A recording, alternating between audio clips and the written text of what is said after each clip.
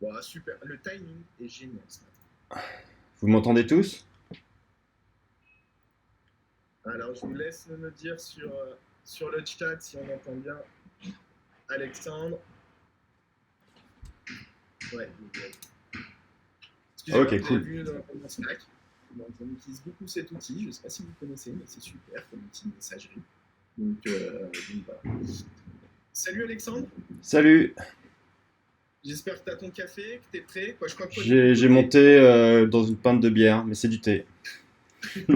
Super. Et sur le chat, n'hésitez pas, on voit un petit peu qu'est-ce qui est plutôt team café ou team thé le matin.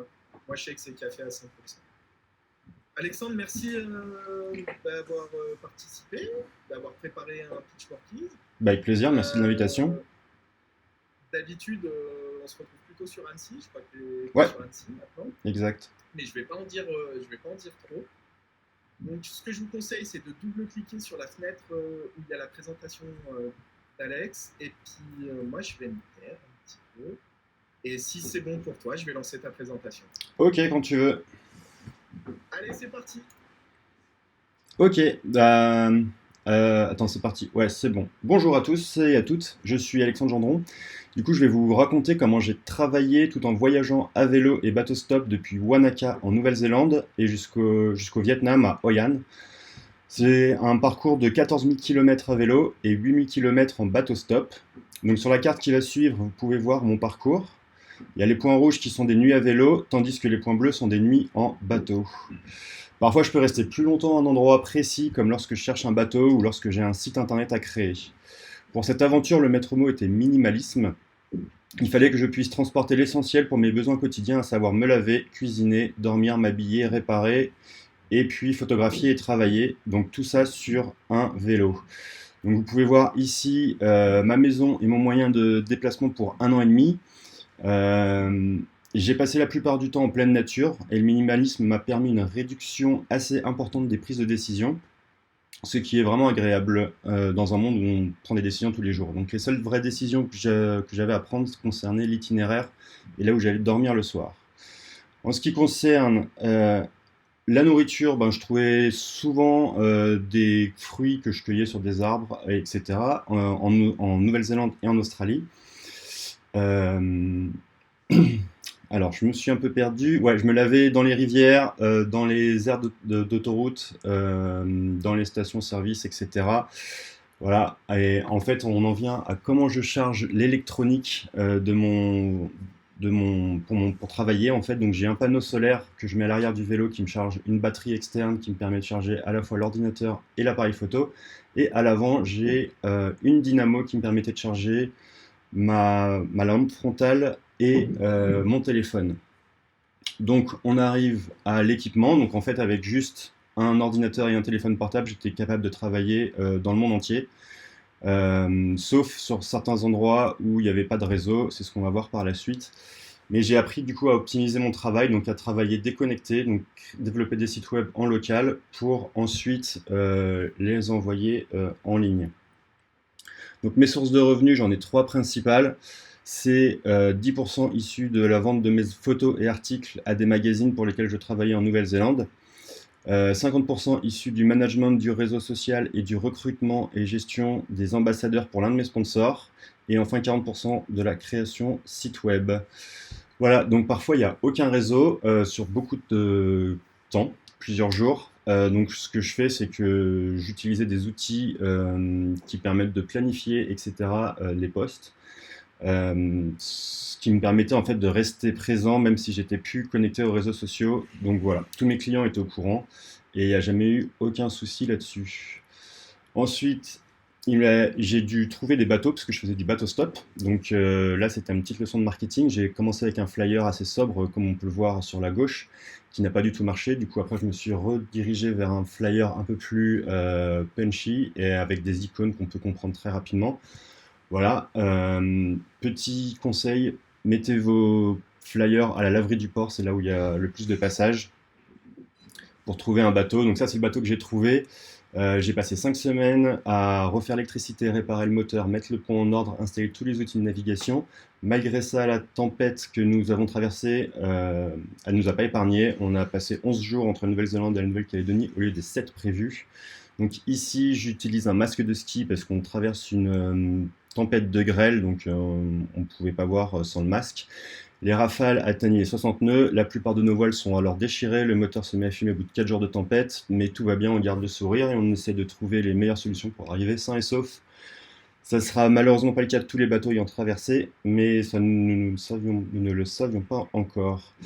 Des galères, j'en ai eu pas mal, comme ici en plein milieu du désert australien, sur 8 jours de traversée en solo, où j'ai réparé un pneu éclaté à l'aide d'une bouteille en plastique à plus de 400 km de la ville la plus proche. Donc les contraintes font naître la créativité, et ma réparation tiendra les 400 km suivants. Le plus important est toujours rester positif et de trouver des solutions avec ce qu'on a sur soi. Enfin, les rencontres, c'était la richesse de cette expérience. Tout au long de mon voyage, j'ai rencontré et été accueilli par de nombreuses personnes. C'est le but de la vie, en fait, accueillir l'inconnu, faire connaissance, tisser des liens. C'est d'ailleurs ce que fait Coworkies avec les freelances et l'organisation de ces cafés freelance. Et voilà. Et malgré tout, ben, la solitude, elle reste présente. C'est une des choses qui m'a poussé à arrêter mon aventure avant l'heure, parce que j'avais prévu d'aller jusqu'en France. J'ai arrêté au Vietnam. Ça faisait 4 ans que je voyageais seul lorsque j'ai pris la décision de faire une pause. Donc pédaler 10 heures par jour dans des pays tropicaux en faisant le choix de n'utiliser aucun moteur, c'est dur physiquement et mentalement. Par contre, j'encourage tout le monde à partir seul et à apprendre à se connaître. Je pense que c'est vraiment la meilleure expérience que vous puissiez faire au cours de votre vie. Et me voilà du coup de retour à Annecy, en France. Annecy, c'est l'idéal entre montagne et lac. Et voilà, je suis toujours photographe, outdoor et créateur de sites web, mais maintenant sédentarisé. Merci pour avoir suivi la présentation. Bravo Alexandre, bravo d'avoir relevé le défi. Ouais, c'est pas facile. 15 secondes par slide, c'est pas facile. Ça fait du bien quand c'est fini. Hein. Ouais, c'est clair. Non, super. Sur le chat, je ne sais pas s'il y a eu des questions. Je dois t'avouer que tu m'as captivé. Du coup, j'ai pas eu le temps de trop regarder. Je ne sais pas si Caro t'a posé des questions. Moi, j'en ai une en fait. C'est qu'est-ce qui t'a poussé à partir en fait. Ça a été quoi le déclencheur de faire Strip qui est assez énorme en fait. Ouais, alors en fait, à l'origine, j'ai fait 7 ans en tant qu'ingénieur à Paris. J'ai un peu saturé. J'ai eu une bonne grosse dépression de 6 mois, ce qui m'a poussé à quitter mon travail. Et je suis parti donc 1 an en Australie. Après, je suis parti 1 an et demi en Nouvelle-Zélande. Et du coup, j'avais plus de visa. J'avais l'option de rester en Nouvelle-Zélande avec des sponsors pour pouvoir avoir le visa. Le truc, c'est que j'avais déjà commencé à prévoir mon retour à vélo. Et je voulais justement faire quelque chose d'assez gros pour pouvoir en vivre une fois retourné en France et pas avoir à retrouver un travail. Donc je me suis dit, je vais prendre le temps de rentrer à vélo tranquillement. J'ai toujours l'activité web qui me permet de gagner de l'argent. Euh, donc je vais faire ça et puis je vais prendre le temps. Et c'est vrai que c'est un peu ça qui m'a poussé, c'est de ne pas vouloir revenir en entreprise. Ouais, je comprends, mais en tout cas, tu as poussé le concept de nomadisme au plus loin, je pense. Parce que Ouais, quand on voit avec quoi tu as réussi à partir et se dire que tu as continué ton activité finalement avec des panneaux solaires, un ordi et un appareil photo. Tu as trouvé des nouveaux clients pendant ce trip ou tu t'es focus sur des clients que tu avais déjà avant de partir? alors ça marche beaucoup par bouche à oreille, donc j'avais quand même déjà une bonne base de clients en Australie et en Nouvelle-Zélande. Et après, j'ai eu des nouveaux clients, mais qui venaient de ces clients-là. J'ai pas trouvé de Ok, clients à vélo.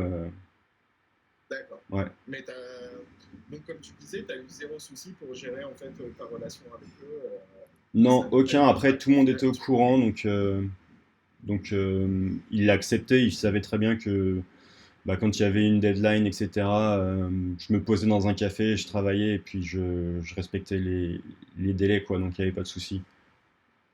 Bah écoute, félicitations. C'est Merci. super inspirant, je trouve.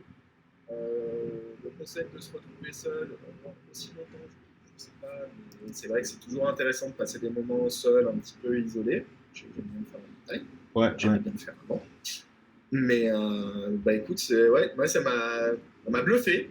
J'avais vu ton pitch, mais j'avais pas tout le détail et vraiment je trouve ça bluffant. Donc Cool, merci. encore merci. Tu restes avec nous sur la partie réseautage après? Ouais, bien Pour sûr, ouais. rencontrer d'autres personnes. Ça marche.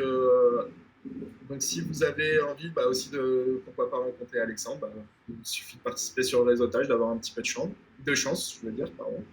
Et puis on se voit bientôt, j'espère en physique, sur Annecy, pourquoi pas. Ouais, carrément. Et puis tiens-nous au courant si jamais tu as des futurs projets de trip aussi, ou ce genre de choses. Ouais, ça roule, bah, j'y pense, bon, une fois que le coronavirus sera un petit peu terminé, etc., qu'on pourra revoyager, je pense à refaire un petit trip, mais pas aussi long, quoi, peut-être sur 6 mois maximum. Écoute, on suivra avec joie en tout cas. Cool, merci beaucoup. Merci, à bientôt. À bientôt.